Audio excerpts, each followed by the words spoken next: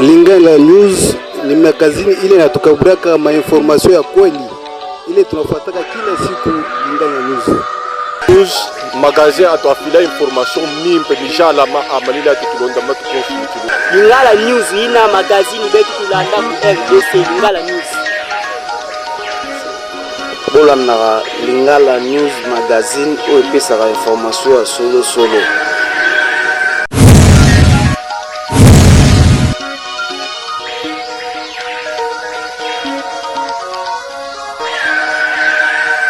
Thème les actions de grâce ou les remerciements à Dieu.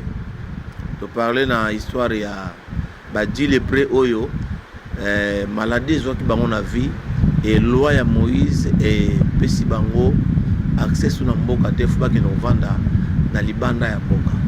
Mais malgré ba ke na libanda ya mboka, Yesu andi bango tina libanda ya mboka.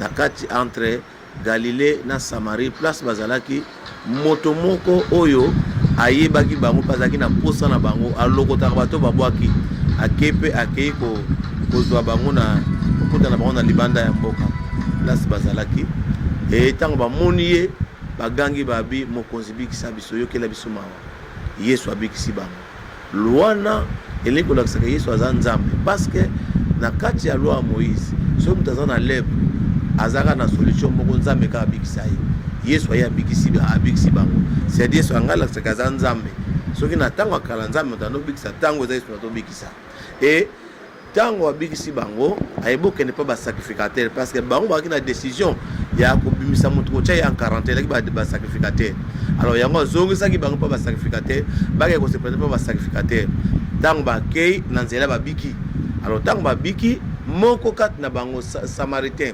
kat na bango étranger a pensé que non ngaso naza lelo boeza grâce à motoyo na sina koma ki libanda ya mboka vie na ngese koma ki ya suka na kisu na chance toute na vie mais moto azongi singa encore na vie na société azongi pa ya Yesu ay ko miboka na makolo ya Yesu ay ko adorer Yesu ay ko pesa ye merci ay ko tonda ye yango matin na misolo ezaki bongo alors biso pe to passer mbula mobimba elongo na nzambe ba makam ebele to kutea na ngona kati na vie ba coronavirus ebomi bato ebele o bazaki ba grand na monde ba kei biso to aki ba faible nzamba biksi biso il faut tozonga na makona et to pesa ye grand merci.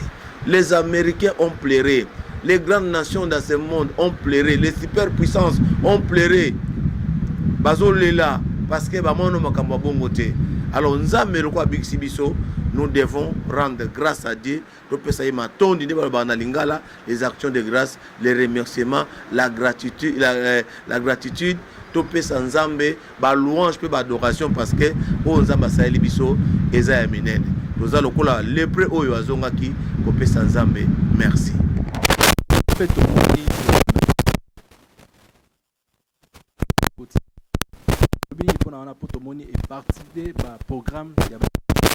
Oui, toza simaya bakonzi ya mboka o bango ba arrêté yango église ekotosa. Alors biso kaka nde tosala boye to modifier ba programme na biso ba heure ya DP heure ya suka pour to se conformer na loi ya bakonzi. Donc ce qui te banda 17h to ko chango 16h ici la 18h ko awe pa nangawa ki te zo banda 16h pour ici la 18h15 ou 18h30 pour bato bazo attendre kozonga tina banda kuna bango bazo ba nuit telanzela 21h tout le monde a na kati na ndako na ye même pour na veiller de veiller zate lokola ba konzi ba décréter couvre-feu veiller ko zalate donc ça programme na biso pendant la journée l'église nous veiller pour sans veiller à l'église. Non, toko tamo à la contre ya penser ba konzi. Non. Il faut tout respecter penser ba konzi. To faire respecter ba toute na vie. Yo tie veiller bon so baba yo kanga bato na kati na veiller. Au moins yo komi passer mabe, yo moto koze bato bator. Nous devons respecter la loi du pays. O ba kangi eza pona bien-être na biso toko ko telemela ngote. Bible bi kuto sambela pona ba konzi. Po kimeza na mboka pe évangile ki liboso.